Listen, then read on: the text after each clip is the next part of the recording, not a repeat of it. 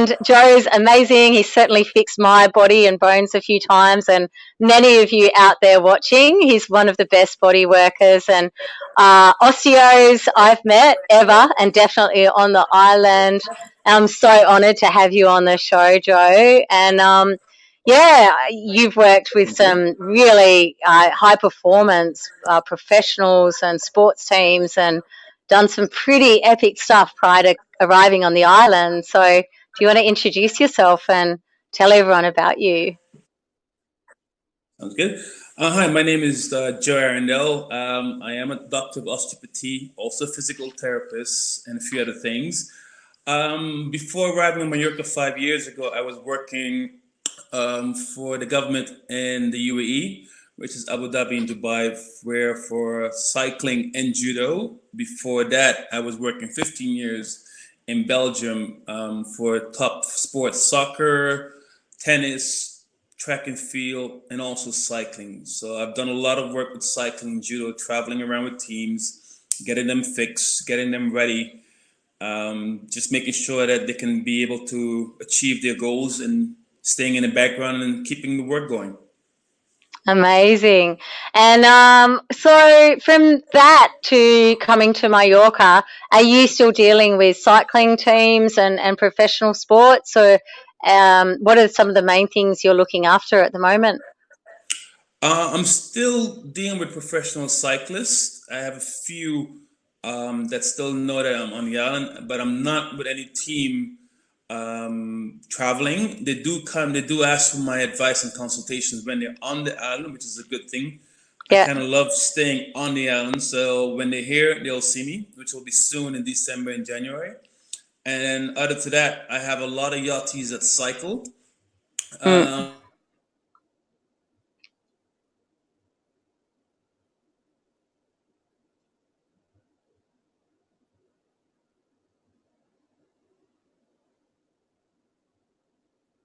and I would say more. I treat everyone on the island. There's no difference between a high-profile basketball player or a yachty or the lady just down the road. Everyone wants to be fixed 100%, and they come to me for that. And I'm always honored that they ask me for help. So that motivates me even more to give my best. And from your perspective, what would you say, like looking after the yachties that are coming, that are having industry-based injuries? What would you say, like, are some of our most repetitive strain injuries? Are you seeing like carpal tunnels or breaks or traumas or bad backs? Where are our main risk areas? What do you think we need to be most careful of in our day-to-day jobs? I would say it would be shoulder, neck. That's one, Yeah. and lower back, which is the second one. And then you would have the occasional tennis elbow, golfer's elbow, and stuff for that. But it's usually the spine. What happens is a lot of these guys are in very strange positions, and they kind of forget to breathe, which locks down the front part of the body, which puts out the back part of the body. So you're seeing a lot of that stuff, and then sometimes it'll go down into the hips and the knees and the ankles, or sometimes it'll go up into the shoulder blades, the shoulder, the joints, and the neck. So I would say the spine is more the number one cause of injuries in the And do yachting you industry. think that's because we don't do the maintenance because we're so busy, we're not able to look after ourselves as you may if you had a sort of normal 9 to 5 and you could go to the gym, or do you think it's working in confined spaces? Have you noticed any patterns there? It's difficult to say that there's one pattern just mentioned. It's working confined spaces. It's also um, not having enough time for themselves, not taking the downtime to be able to relax, to recuperate. I'm seeing a Right. lot of going, keep going, keep going, keep going, keep going, break something, keep going, keep going, keep going, fix halfway, gotta get back on board, keep going, and then when it breaks even more, then you're screwed. So it's like take the time to do the maintenance. The people who have found me in the past, I see them before the season starts, and we try to not see each other in the season. Why? Because they don't have the time, but if they do the work before, afterwards. And because something I definitely think is lacking in yachting is, coming from a corporate medical background, we get a lot more support there in terms of people like you coming around to the boats, or a healthcare team such as, Mm-hmm. you and me, and say a psychologist, and doing that Mm-hmm. kind of integrative healthcare and giving the workers exercise routines. Do you think if if the yacht started doing some exercises in the morning and some breath work, that we would be able to reduce our injuries as a whole? Oh yes, we would 100%. It's getting them to understand the essence of good and deep breathing. It's also getting them to understand the essence of exercise, and not exercise for exercise, but more making your body stronger in the areas that it needs to be. And one example I had with an international cycling team, a Swiss team, when I came on board, they found out that I did other stuff, and they said, "Okay, next year you're also in charge of strength and conditioning for the team." And I said, "Whoa, that's so plus with osteopathy." Yep, okay, good, not a problem. And I tested all of the 21 riders. I did a core test where I checked their mobility, I checked their strength, gave each cyclist a personalized training. Of course, I met with a lot of resistance because it was something different. They had to do the homework, they had to do this, they had to do that. What I did also, what I was working on, is my training programs, you can't cheat. Because when I say 4 weeks, I mean 4 weeks, or 6 weeks, I mean 6 weeks. So it's time-based training. It's not rep-based. It's not like 5 times 10. It's really tailored to how strong and how far you are. So if you can do, for instance, a push-up, 20 seconds, and I have a stopwatch, and I time you, and I go, okay, that's your max, then I would want you to start training from 15 seconds the first week, 20 seconds the second week, 25 seconds the third week, and then 30 seconds the fourth week, 3 times a week. If you do the work after 4 weeks, you will be able to get the 30 seconds. If you don't, and I test you, then you're going to have to come up with a very good excuse to tell me why you failed. So this is what we saw with the team, and the owner sent me all around the world, surprise visiting the team. And the first 2 times, a lot of people failed. And he said, "Look, Joe, I'm paying Joe a lot of money and his time and resources to fly out and test you. I want results. So if you fail again, you don't get a salary." Long story short, that was the year we won a stage in the Tour de France. We won 2 stages in the Welter. We won the Tour of Switzerland. We also won one stage race in the Tour of Utah. So the results spoke for themselves.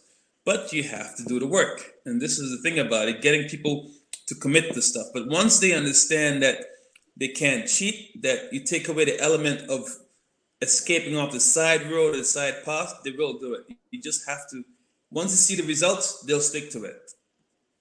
And do you know of any yacht crews that get together at, say, 8 in the morning and what's the shortest amount of time you could have a little routine that everyone did that won't be cheating? Do you reckon we could smash it out in 10 minutes or 15, or do you need 40 I or an think, hour? no, I think 15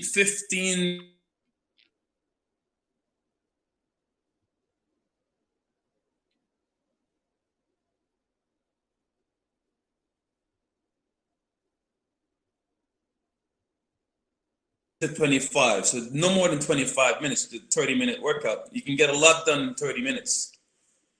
Epic. I mean, and that just 25, 30 minutes. It's if you even just took 10 minutes off the morning tea break, and 10 minutes off the lunch break, and 10 minutes off the afternoon tea break, and reduce injury. And not only that, I mean, the positivity and the mindset, of doing that together as a crew and not being injured would make such a difference, hey? True, true, true. There is if they can start doing that, that would make a very huge difference in it. I mean, they And have the resources and the what time. about breath work? So you mentioned we don't breathe before, and I know you've certainly pulled me up on that before when I've been in to see you. And I know when I get stressed, and you know, as you know, I did a pretty full-on CPR on someone a while ago, and I know I basically stopped breathing for a few months after that. After seeing you, and you're like, you don't breathe. It took me, and I realized that that was a sign of stress for me. Was I would basically forget to breathe, and if I got stressed, I would hold my breath for God knows how long. So, are there some simple breath exercises you could give us to try at home or with our crews that would make a difference and teach us how to breathe again? Well, yeah, there are. I mean, the very most simple one is just breathing, relaxed breathing in through the nose, out through the mouth. Nothing in the chest and all in the tummy. Getting the tummy. Most people tighten the tummy, but it's a dynamic element. It's a dynamic area that needs to move. So we're doing the opposite.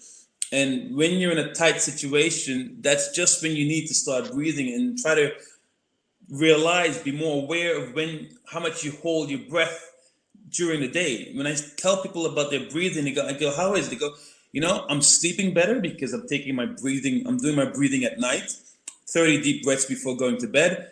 And I'm also realizing that during the day, I hold my breath a lot often. I'm like, okay, why? I don't know. Okay, but at least they know that they do it. So that's where they're becoming more and more aware of what's going on in their system.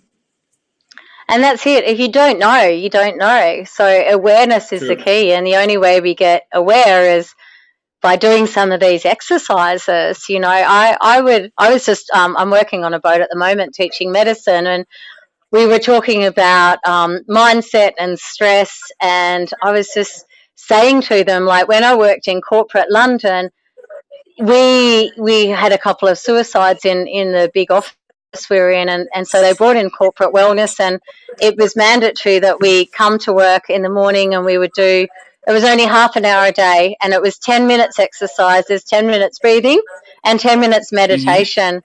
And it transformed the workplace, and I was saying to these guys here, like, imagine if every boat did that, like the longevity of crew, the reduction in burnout, the reduction in injuries, the reduction in stress. I think it could make such an impact in this industry and make everyone so much happier. True. I think so too. It's just getting them, you would increase the longevity of the crew and the staff. People be able to work longer and be able to perform better and longer and more efficient. So it's all about becoming aware. And would you be able, do you have time, do you work out of your clinic if you're not with a sports team? Would you be able to make space to go to a boat and do something like that if someone's listening and they're interested? If they are interested and they are committed to doing it, yes, I would be able to do that. I think it's not only the interest part, but it's also being committed, because I would start with them, but I would want them more to be doing the work themselves. It's not that I'm going to hold their hand, but I'm going to start you, facilitate you, and you have to do it yourself. If you don't do it, you don't get the results. So that's the most important thing about it. Yeah, I love that, because we're all adults. So why cheat? It's not like a school assignment. It's your health and your longevity. And in the position I'm in, dealing with so many people's injuries and seeing so many people lose jobs and lose livelihoods, and maybe not even have insurance to back them up. But if for a lot of us, if we get injured, we could end up having to sell our house for rehabilitation, while we get better. So the more work you can do, the better you will respond as well from an injury if you do happen to get injured, right? True. I agree with you. 100%. That's for sure. Yeah. And what do you think about nutrition? Do you think nutrition plays a big role in this? Do you do any nutritional work yourself, or like advice, or talk about hydration? Do you notice yachties are dehydrated or malnourished? Well, nutrition plays a big role, 100%.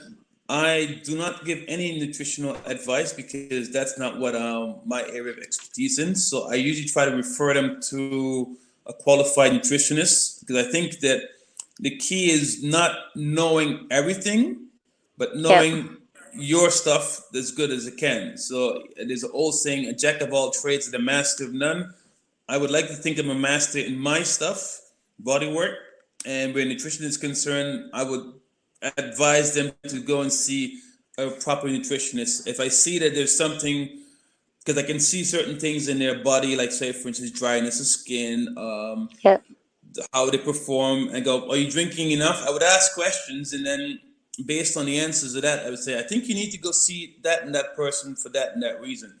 So if need to be, I do refer clients on to the right person to help them further. Because you're more likely to get injured if you're dehydrated as well, aren't you? I've certainly Correct. noticed a trend in hospitals between dehydration and injury. And Correct. we're yachties. A lot of people are, like their wine at night and their 5 espressos to get started in the morning. So, yeah, I guess there's a bit of a link there. There is for sure, and that's why I occasional question if I see it pertains to the injury that they're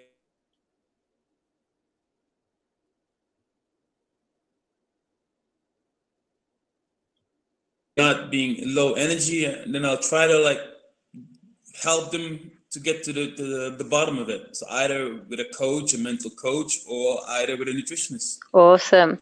And now let's have a bit of fun. There's a couple of questions I find fascinating.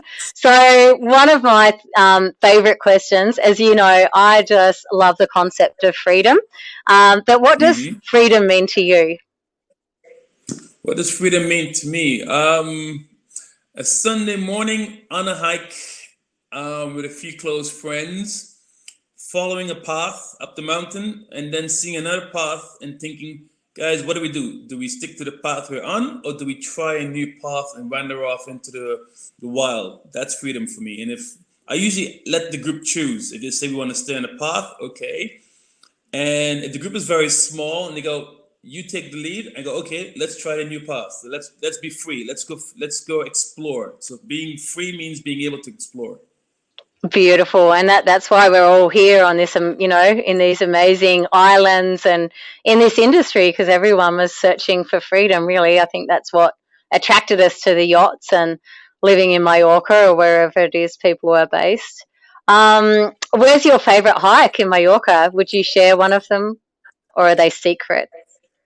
One is secret due to the reasons that it's not legal. And the other that I would love to share is the second highest mountain, Massanea, but doing it from the backside of the mountain and doing it right through the mountain. So going around and then coming down the other way. So that's a nice hike to do. It's not easy, but it's worth it. It's worth the challenge. Speaking of which, is there a hiking group that you're a part of, or do you just go with friends? There is a hiking group. I started a group last year. It's easy to get in touch with. We try to keep it low key in the sense of no requirements. You just send a WhatsApp and you join the group. And at the moment, I have my friend Alistair.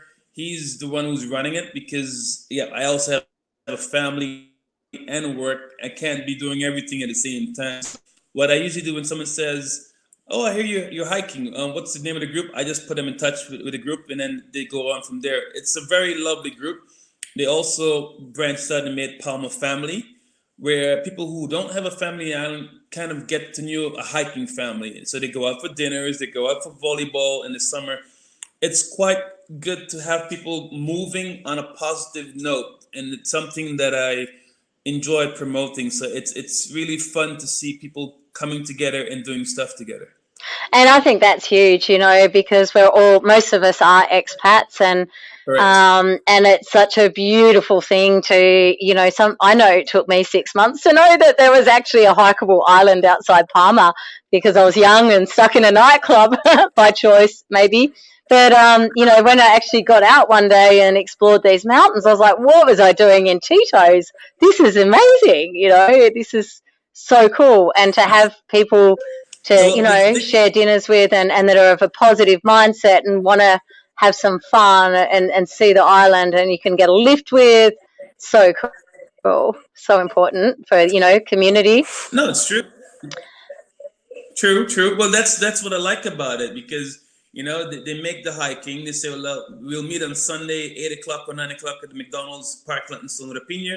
And the funny thing is that we've never had a shortage of cars, so we always have enough cars for everybody to get a ride. So if you don't have a car, you just have a bike. You just get to that point, and then you go from there. You go all over the island, and then make sure they bring you back. So it's a very warm, positive group, and it's good to have that instead of going out all together and going to a nightclub or something like that. Which totally. is also not bad, but less healthy.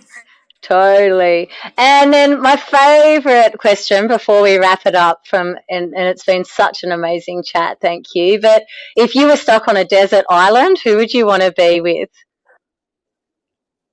If I was stuck on a desert island, I think that would be my partner. Beautiful. Because she keeps me on my toes. She drives me crazy also, but she's not boring. So that's the person I would want to be stuck with. Good answer. You can definitely go home tonight with your head held high. Let's see. Awesome. Well, I'm going to wrap it up because it's lunchtime here. Thanks so much, Joe. We're going to make sure your details, for those of you that don't know Joe, I really recommend him. I really trust him. He's a very, very talented and extremely qualified practitioner, and we'll put his details below this interview so you can easily find him. But it's Joe Care for Health, and they're down in Cala Nova, which is a marina opposite Mojo's in Cala Mayor, isn't it? Or Cala Nova in Palma, Mallorca.